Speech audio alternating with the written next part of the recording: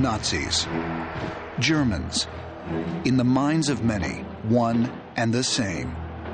For more than 6 decades, the German people have been haunted by the ghost of Adolf Hitler and scarred by the horrible crimes committed under Nazi rule. But in the 12 years that saw the rise and fall of the Third Reich, there were those who struggled to oppose oppression.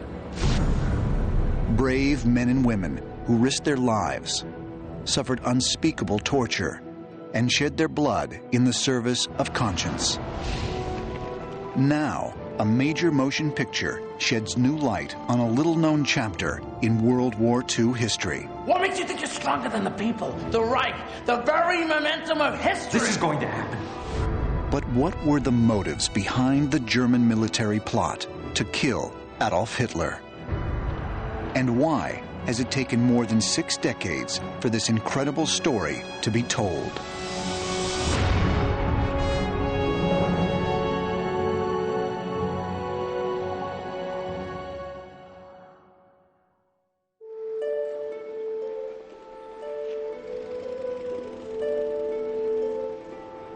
Today, Germany is one of the leading nations in a powerful European Union.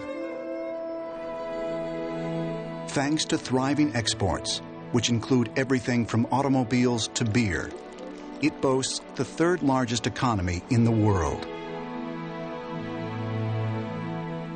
In the more than 6 decades since the end of World War II, there is little evidence of the carnage and devastation that scarred the German people. Berlin is a city more eager to move forward than to look back. And it was here, in Berlin, that Academy Award-winning screenwriter Christopher McQuarrie was visiting on a business trip.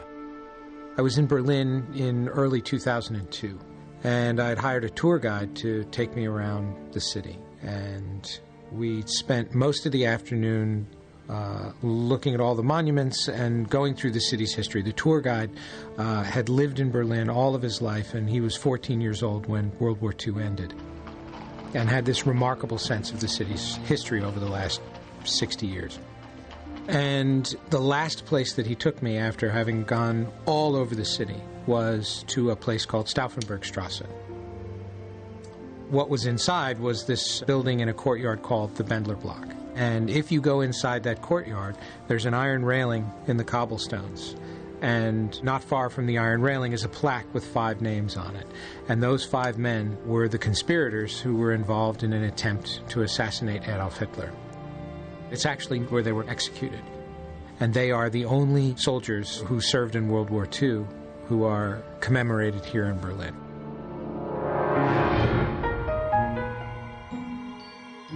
When I was growing up, they didn't say we were fighting Germany, we were fighting the German army.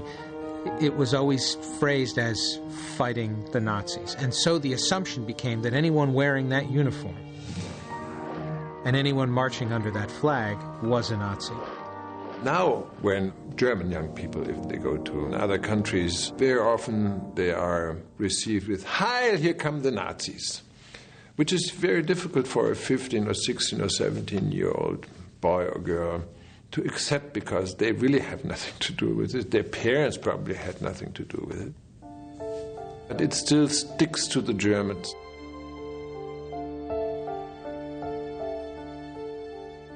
Understandably, the Germans have been held responsible for the actions of their leader, although most of them really didn't have a chance to do much about it.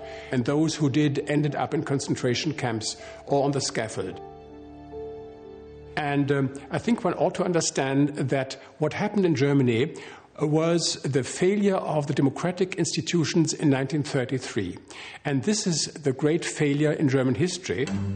The great failure that brought the Nazi regime to power had its beginning on June 28, 1919, when Germany signaled its defeat in World War I by signing the Treaty of Versailles. As part of the terms, the Allies demanded that Germany surrender more than 13% of its territory and also limit the size of its army. Additionally, the country was burdened with a crippling war debt at a time when many Germans were starving. Germany, until 1918, was a monarchy, After 1918, it was a republic, but it was not a republic loved by the people who lived here in Germany.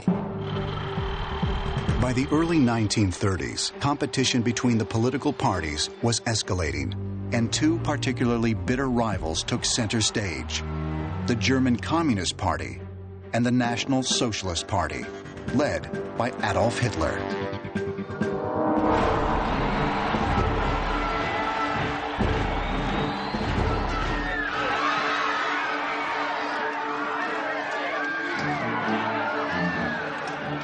There was a political crisis from the year 1930 to 1933. Hitler was seen by the people as a savior. He was seen by the people as a man who could save Germany. His brilliant strategy was that he always had something for everybody. He could, for instance, claim that he likes the little man, but he was also saying to the big industrialists, I'm the only man who will save you from communism. You had a very astute, very shrewd organizer who knew what he wanted, explained it in great detail to the German public, financed his party largely by charging admission for people to hear him speak, and eventually, with the support of people around the president, was able to get into power. On January 30th, 1933, under the influence of his advisors, a frail 85-year-old President Hindenburg gave the oath of office to Adolf Hitler and named him Chancellor of the German Reich.